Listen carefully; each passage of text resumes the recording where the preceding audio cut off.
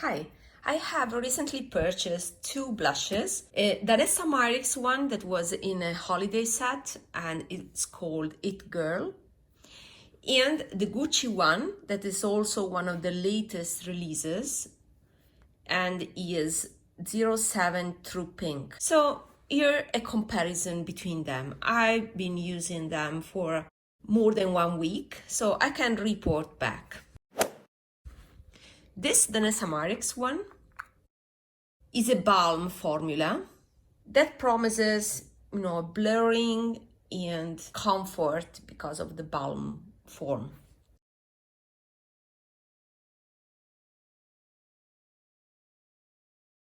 Maybe I'll swatch it on this arm is better. So you can definitely build up the intensity or you can blend it. I'll tell you my problem with this type of product. I don't see the blurring on me.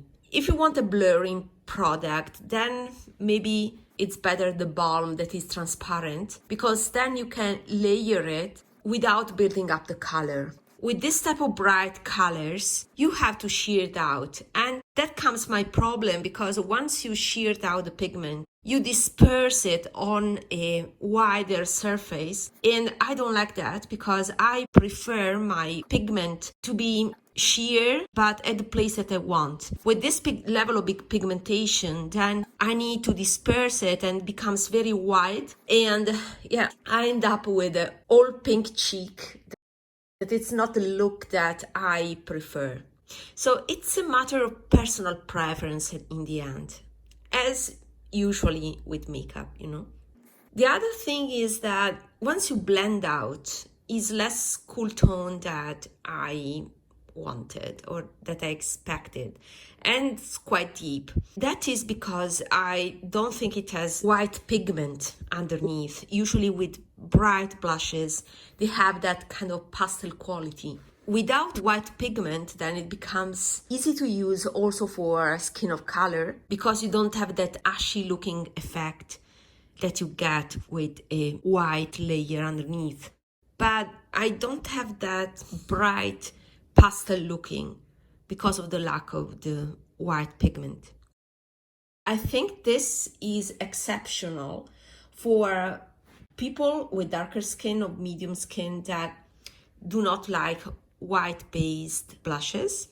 I think it's also great for whatever skin tone that likes a diffuse look like this, also with big features. So it has advantages. The other big advantage is that it is long-lasting. I like that when I go back home after a full day at work, then I still see the pink. It's just that it doesn't fit a lot my routine and way I like the blush. I don't like white surfaces. And with this pigmentation, you have to blend, or at least I have to blend because I don't like this intensity of color. Gucci one. The Gucci one is a totally different thing. I prefer the Gucci in terms of color because it's cooler in tone. It's light and cool toned, and I think it has some white. So this, I think it would be better for fair skin. I don't know how much it will show up on darker skin. Let me swatch it also here. So I want to compare it blended. So yeah, the Gucci one is more lavender. It's a powder formula that is not totally matte, it's not a flat matte, it gives a sheen. It has some fragrance. Let me check this if I can detect. I can smell a bit of a fragrance. I don't know if it is from the natural ingredients here. I will leave here if it is fragrance or not. I have to check the ingredient list. But from a customer point of view, in terms of experience, I cannot detect a fragrance here, but I definitely can detect it on the Gucci one once I apply it on my cheeks.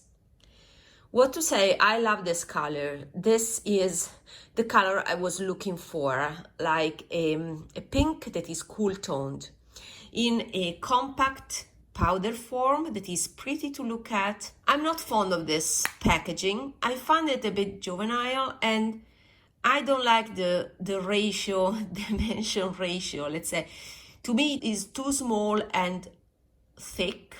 The fragrance is definitely prominent to the point that I can detect it on my cheeks, but it vanishes over the time. I forget about the fragrance after a while. So it's fine for me, although it's not my favorite. I don't like fragranced makeup. But in terms of color, yeah, this is definitely easier to use for me because, as you can see, it's not pigmented. And the thing is, you can sheer it out, but I don't see a lot of difference of the sheared out color compared to the full opacity here. So definitely out of the two, this is my favorite.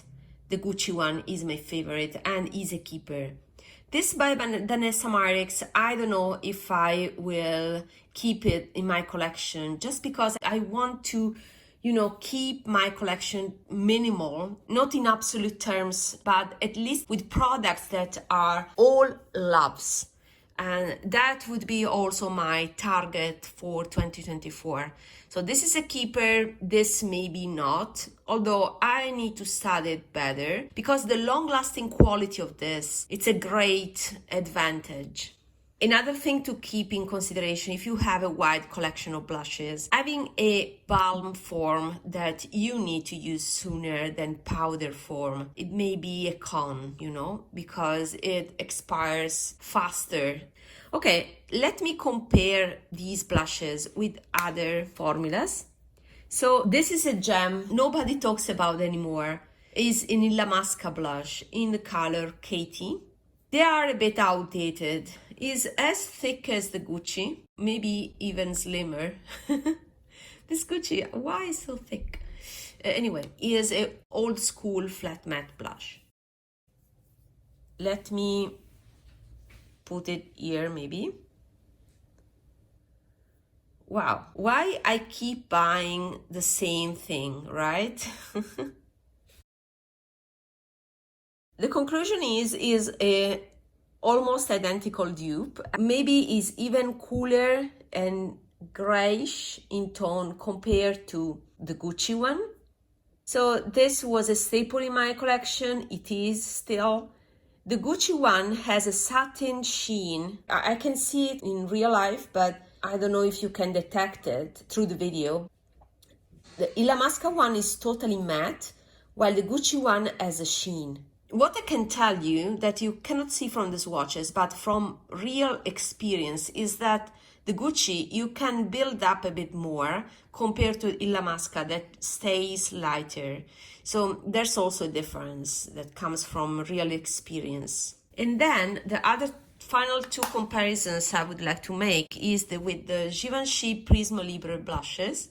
I purchased them also because I didn't have these ones. This was the only option I had and it was quite light. When I purchased these ones, I didn't have a lot of options in terms of fresh pink blushes. So I fell in love with the texture of these. These are loose blushes with all the discomfort that you get from this type of formula. Also, these have the same disadvantage of the Danessa Myricks one, in that you cannot concentrate the pigment, you have a dispersion of the product over a wide surface. And while still the Danessa Myricks being in the balm form, you can still concentrate the pigment. You cannot do that with this type of blush.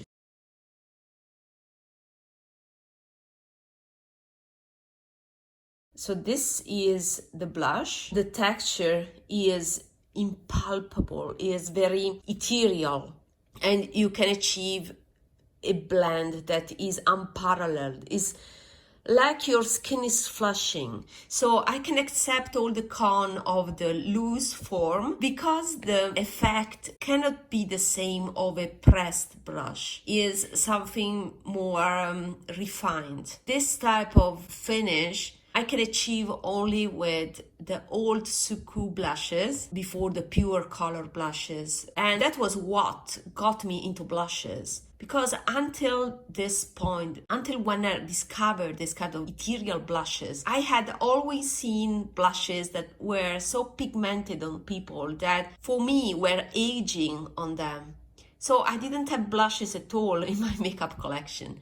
But when I discovered Suqqu and the ethereal quality of the makeup that you can achieve with some type of powders, and this fits also in that category, then I said, okay, then blushes are for me. So this is the type of blush that I can incorporate in makeup that fits my personality. So this is one, and is Taffeta Rose. Taffeta is a type of fabric that may be made out of silk. Sorry, it's not rose, it's rosé because it has an accent. So it's a Taffeta Rosé, made in Italy. Great purchase that I did thanks to Lexi Young. And the color that fits into this group here is Mouseline Lilas. And Mouseline is another type of fabric, more velvety one. This is the one that I use the most.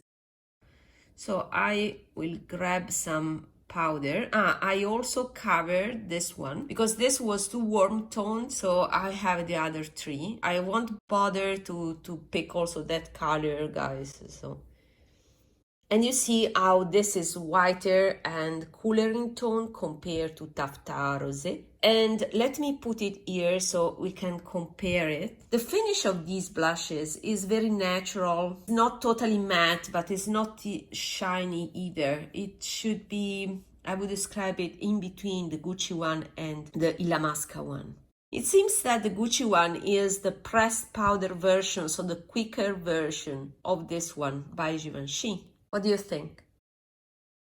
Illamasqua seems gray, is more gray compared to the other two. The Gucci one, I think, fits, it can add something in my collection because it has a satin sheen that is more prominent compared to the other two.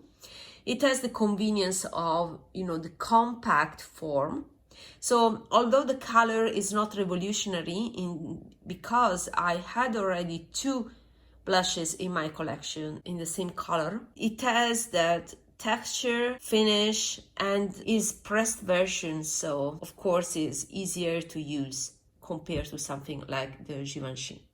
So if I want to concentrate the color in a certain spot where I wanted, I can definitely do it with the Gucci blush because of the formula. Let me try to build up the color. I build up the color and it seems quite close to the Gucci one. It has definitely a white pigment. The white pigment, since it's a loose form, it won't be so stark as the white pigment that you find in the Gucci pressed blush, because you can build up the color easily with the Gucci one compared to a certain formula that is much more volatile, as in the case of this Prisme Libre blush by Givenchy. So to recap, this is the Gucci, this is Givenchy Prisme Libre Mouseline Lilas 01. This is the Illamasqua Katie. This is the Danessa Myricks It Girl. Then Danessa Myricks It Girl Blended. This is the Gucci Blended. This is the Givenchy Taffeta Rosé 02, number 2. And this again is the number 1 Mouseline Lilas. So this specific color is not something you can build up a lot. But I love the effect on the cheeks. I can definitely detect it on my cheeks, and it gives me that freshness that I appreciated and erases, hairs on your face. I have a dedicated video about the power of this fresh pink on your cheeks, and have a look at that.